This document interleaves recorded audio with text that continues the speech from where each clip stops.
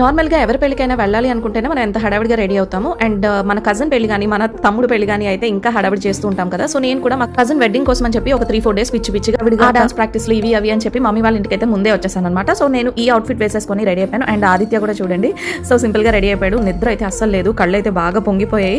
So ఇప్పుడైతే మండపానికి వెళ్ళడానికి ఫస్ట్ అయితే నేను మమ్మీ వాళ్ళ ఇంటి నుంచి మా పిన్ని వాళ్ళ ఇంటికి అయితే వెళ్తున్నాను. అండ్ నా జ్యువెలరీ అయితే జస్ట్ అలా చూపించేస్తున్నాను. సో ఇప్పుడైతే అక్కడికి వెళ్ళాక పెళ్లి కొడుకుని కలుద్దాం. కట్ చేస్తే నేనైతే మా పిన్ని వాళ్ళ ఇంటికి వచ్చేసాను. మేము అందరం కలిసి ఇప్పుడైతే మండపానికి వెళ్ళడం కోసం అయితే రెడీ అయిపోయాము.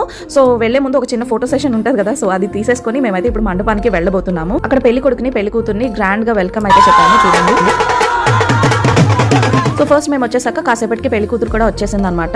ఎంతో ట్రెండింగ్ లో ఉన్న ఈ కొత్త పూలమాల గొడుగుతో తనకి లోపల తీసుకెళ్లాము. అండ్ పెళ్లి కూతురు అత్తగారు వాళ్ళందరూ స్వీట్ తిప్పించి హారతి ఇచ్చి చక్కగా లోపలికి అయితే ఇన్వైట్ చేశారు. సో ఇక్కడ వరకు ట్రెడిషనల్ గా వెల్కమింగ్ అయితే అయిపోయింది. నెక్స్ట్ వచ్చేస్తే మేము మా కజిన్స్ అందరం డాన్స్ తో ఆ అమ్మాయికి మంచిగా వెల్కమ్ చేసాము. ఎలా చేసాము ఏంటి అనేది నెక్స్ట్ మినీ బ్లాగ్ లో చూద్దాం. Bye guys.